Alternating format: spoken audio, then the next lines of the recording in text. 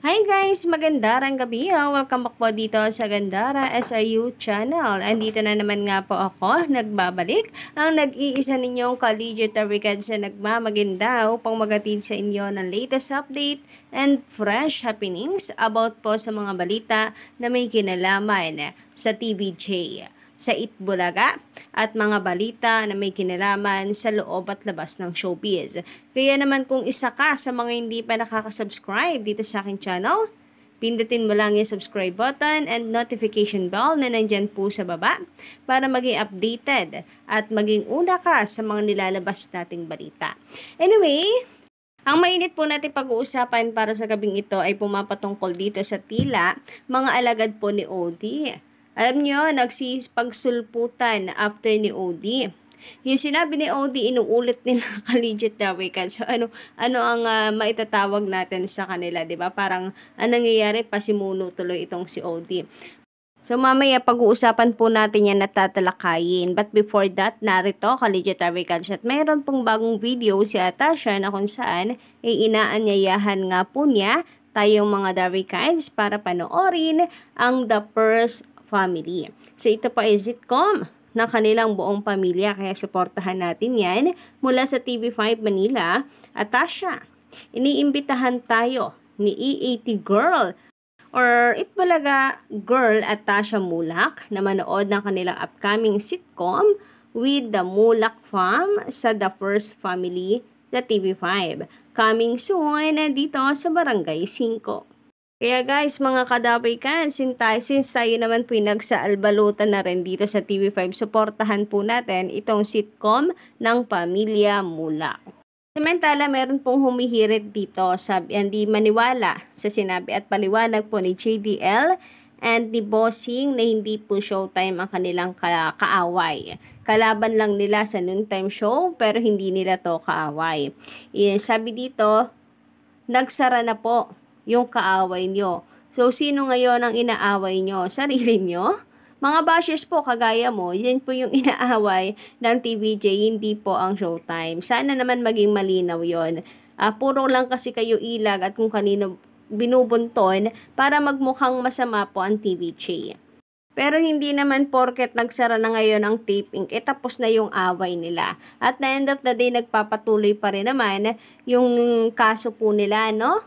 Wala pa nga po tayong balita nangyari sa apila eh. Sabi nila, paabutin nila ito sa Supreme Court no matter what happened. Itutuloy nila ito hanggang sa Supreme Court.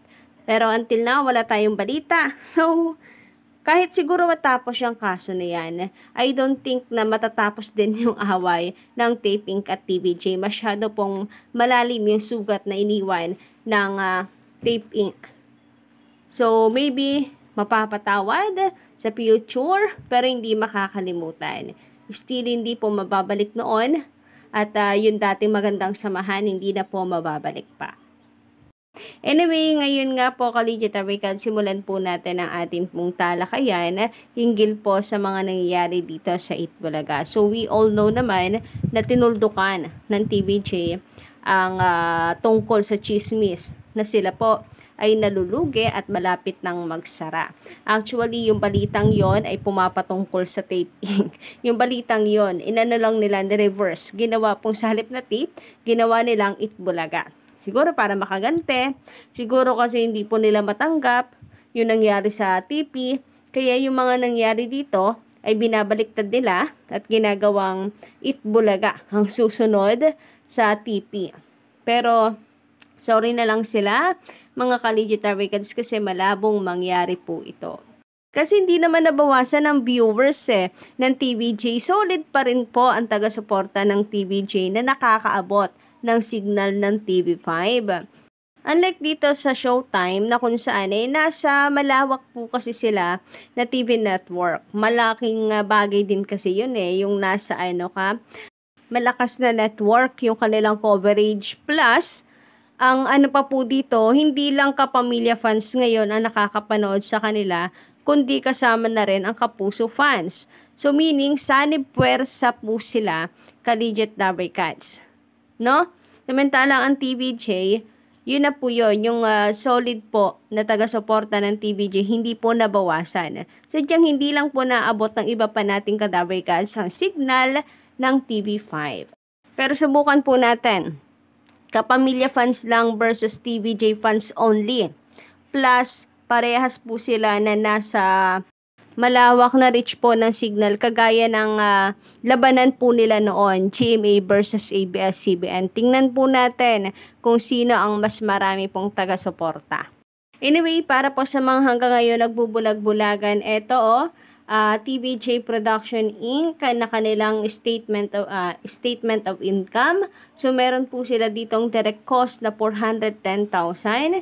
So, bale, nasa 400 po ang kanilang nagastos na bawas sa kanilang kinita. So, di ba 500 million, kalahating bilyon Kalijitarvegas ang kinita ng TVJ sa loob po ng 6 months.